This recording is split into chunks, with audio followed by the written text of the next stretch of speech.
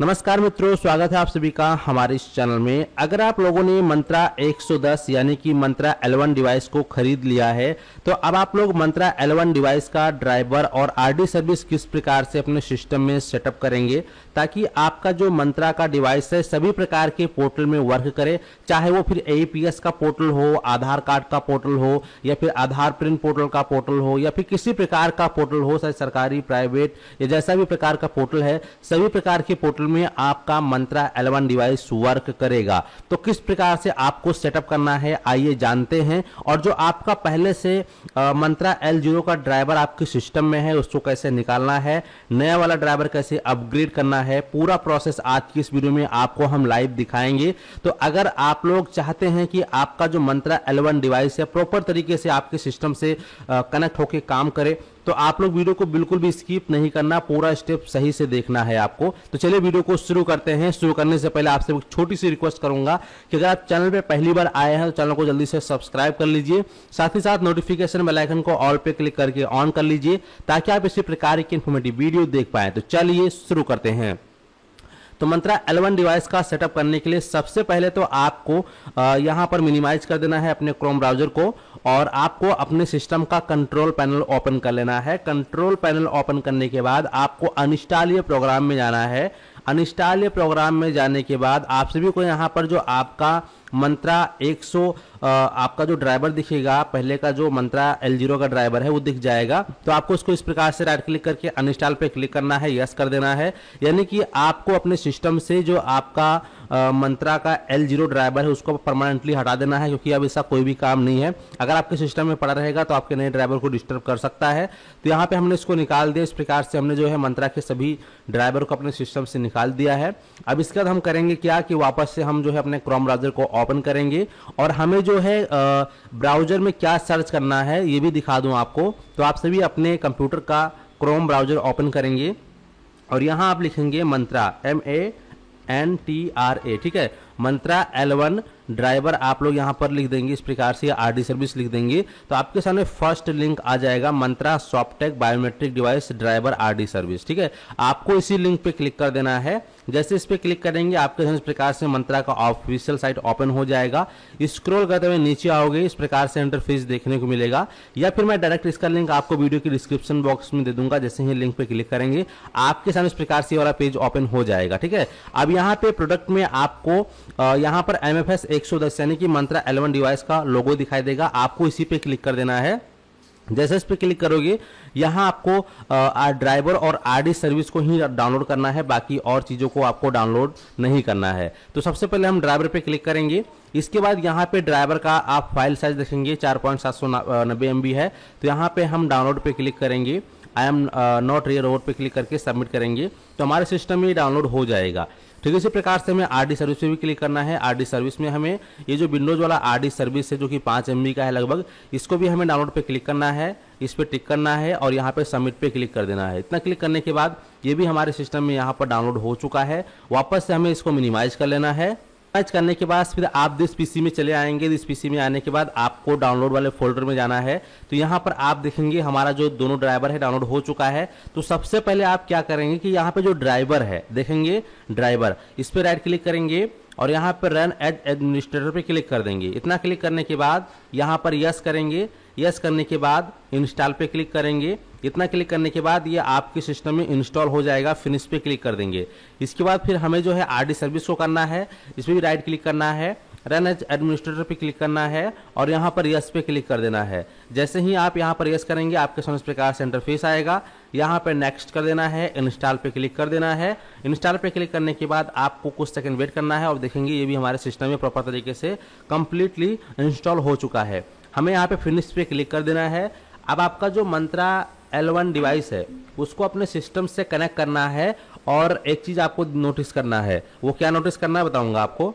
जैसे हमने डिवाइस को लगा दिया, अब यहाँ पर नोटिफिकेशन आ गया हमारा मंत्रा डिवाइस अटैच हो चुका है।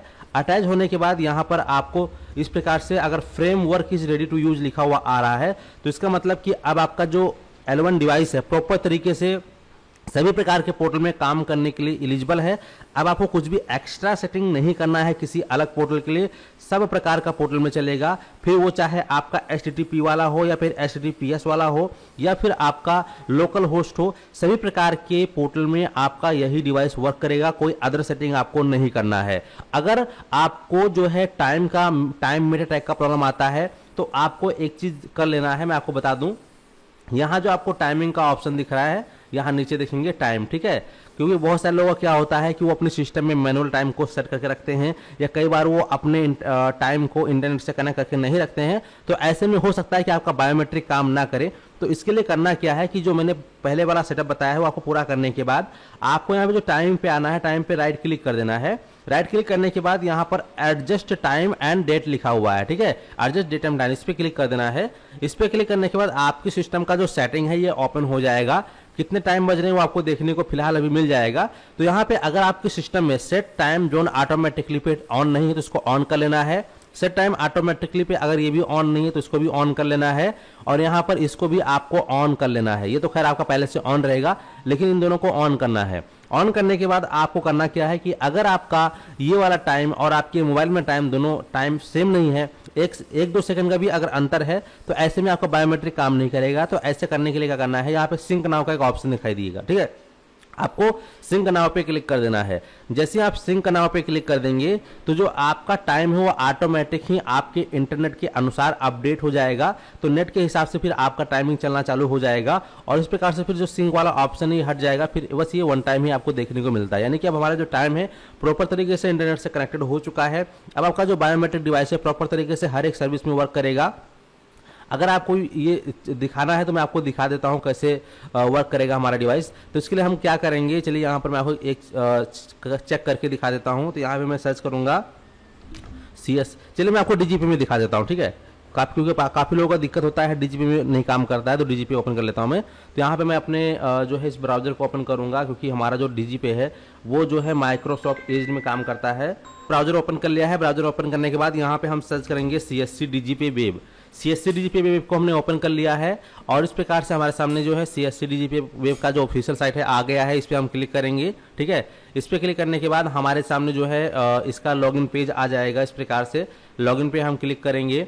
लॉगिन पे क्लिक करने के बाद यहाँ पे हम अपना CSC ID पासवर्ड डालेंगे, कैप्चा डालेंगे, साइन इन पे क्लिक करेंगे। यहाँ पे जैसे ही हम इस प्रकार से साइन अप पे क्लिक करते हैं तो आपका नंबर इस प्रकार से आ जाएगा OTP भेजने के लिए। तो यहाँ पे हम मोबाइल को सिलेक्ट करेंगे और सेंड OTP पे क्लिक करेंगे। जैसे यहाँ पे हम सेंड OTP पे क्लिक करेंगे तो आपके नंबर पर CSC SPV के माध्यम से 6 अंक का OTP भेजा जाएगा DGP में लॉगिन करने के लिए। तो यहाँ पर फाइनली हमारे पास जो है वो OTP आ चुका है। तो चलिए OTP हम यहाँ पर डाल देते हैं। तो OTP हमारा है यहाँ पर 067823। इसके बाद यहाँ पर हम प्रोसीड पे क्लिक कर देंगे। जैसे प्रोसीड पे क्लिक कर देते हैं, प्रोसीड पे क्लिक करने के बाद आपके सामने इस प्रकार से DGP का वेब पेज ओपन हो जाता है, ठीक है। अब करना क्या है कि इसको नोटिफिकेशन यहाँ से कट कर देना है।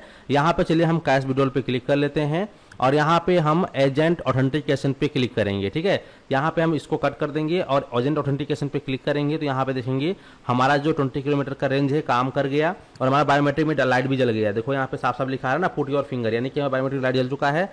हमने यहाँ पे अपना बायोमेट्रिक में फिंगर को भी लगा दिया है। हालांकि मंत्रा L1 में जो फिंगर कैप्चरिंग टाइम है थोड़ा ज़्यादा है, मैं आपको पहले ही बताया था। तो इसमें कम से कम 20 से 25 मिनट 30 सेकंड का कई बार टाइम लग जाता है और इस प्रकार से कैप्चर सक्सेस हो चुका है, यानी कि हमारा फिंगर जो है कैप्चर हो चुका है। और एक बार आपका फिंगर कैप्चर सक्सेस होने के बाद, ऑथेंटिकेशन होने के बाद इस प्रकार से आपका कैश विड्रॉल का पेज ओपन हो जाता है, यानी कि आपका बायोमेट्रिक प्रॉपर तरीके से वर्किंग है DGP में। और हर प्रकार के पोर्टल में आपका जो है ये अब डिवाइस प्रॉपर तरीके से वर्किंग रहेगा, ठीक है। आपको कोई भी एक्स्ट्रा सेटिंग करने की आवश्यकता नहीं है। तो उम्मीद करते हैं कि आप लोग अच्छे से समझ गए हैं। और अगर आप चैनल पे पहली बार आए हैं तो चैनल को जल्दी से सब्सक्राइब करें। आपकी प्रॉब्लम सॉल्व हो चुकी है और आपका बायोमेट्रिक में लाइट जल चुका है, सब कुछ सही काम कर रहा है। तो कमेंट सेक्शन में आप लोग अपना फीडबैक जरूर दें। चलिए मिलते हैं आपको एक नए वीडियो में।